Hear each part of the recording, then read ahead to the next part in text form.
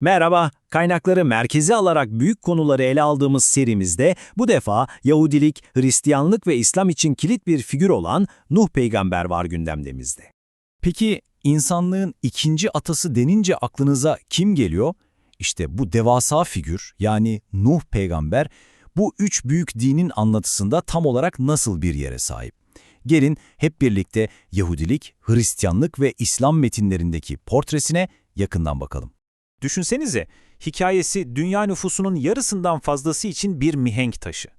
Ama işin ilginç yanı ne biliyor musunuz? Detaylara indiğinizde gerçekten şaşırtıcı farklılıklar görüyorsunuz. Biz de tam olarak bunu yapacağız. Bu üç geleneğin temel metinlerine inip Nuh'un, o meşhur tufanın ve tabii bu hikayeden çıkarılan derslerin nasıl bambaşka şekillerde yorumlandığını göreceğiz. Hadi başlayalım. Önce Nuh'un kim olduğuna ve ona verilen görevin ne olduğuna bir bakalım. Kutsal metinlere baktığımızda karşımıza Nuh'un birbirinden çok farklı portreleri çıkıyor.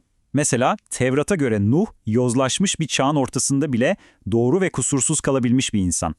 Kur'an'da ise o, inanılmaz bir azim ve sebat sahibi yani Ülül Azım denilen büyük peygamberlerden biri. Hristiyanlıkta ise bambaşka bir vurgu var. Nuh, her şeyden önce bir iman kahramanı, imanın bir mirasçısı olarak görülüyor. Şimdi bu hikayede öyle bir sayı var ki 950. Bu sayı hem Tevrat'ta hem de Kur'an'da karşımıza çıkıyor. Ama işte ilginç olan kısım burası, ikisinde de bambaşka bir anlama geliyor. Tevrat'a baktığımızda 950 sayısı Nuh'un toplam ömrünü ifade ediyor. Yani 950 yıl yaşamış. Ama Kur'an'da durum çok farklı.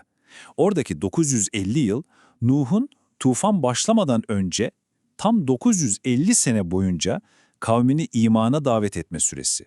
Yani görevinin o destansı uzunluğu. Peki görev bu kadar uzun sürdüyse sonunda ne oldu? İşte şimdi hikayenin en çok bilinen kısmına, o büyük felakete, yani tufana ve o meşhur gemiye geliyoruz. Özellikle Tevrat'ın yaratılış bölümünde geminin yapımı için inanılmaz detaylı, adeta bir mühendislik planı gibi talimatlar veriliyor.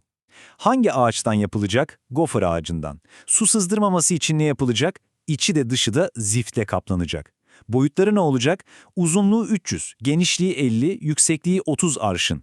Hatta kaç katlı olacağı bile belli. Alt, orta ve üst güverteler. Ve işte burada iki anlatı arasındaki en temel farklardan bazıları ortaya çıkıyor. Mesela tufanın kapsamı. Tevrat'a göre bu, yeryüzündeki en yüksek dağları bile kaplayan küresel bir felaket.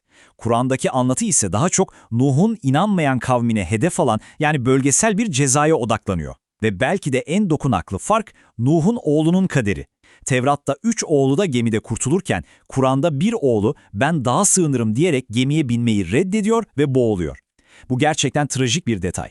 Peki tufan bitti, sular çekildi. Sonra ne oldu? Yani Nuh'un ve bu büyük olayın insanlığa bıraktığı miras neydi? Gelin şimdi de bu kısma bakalım. Yahudilikte tufan sonrası çok önemli bir şey oluyor. Tanrı'yla sadece Nuh'un ailesi değil, bütün insanlık arasında evrensel bir antlaşma yapılıyor. İşte bunlara 7 Nuhi Kanunu deniyor. Aslında bunlar tüm insanların uyması beklenen temel ahlaki yasalar. Putperestliğe, cinayete, hırsızlığa karşı durmak gibi. Hristiyanlık içinse Nuh, imanın ete kemiğe bürünmüş hali gibi. Düşünün, ortada yağmur yok, bulut yok, bir şey yokken Tanrı'dan bir uyarı alıyor ve dev bir gemi inşa etmeye başlıyor. İşte bu her türlü mantığa, görünen gerçeğe karşı sadece Tanrı'nın sözüne güvenmek demek. Yani eyleme geçmiş imanın ta kendisi.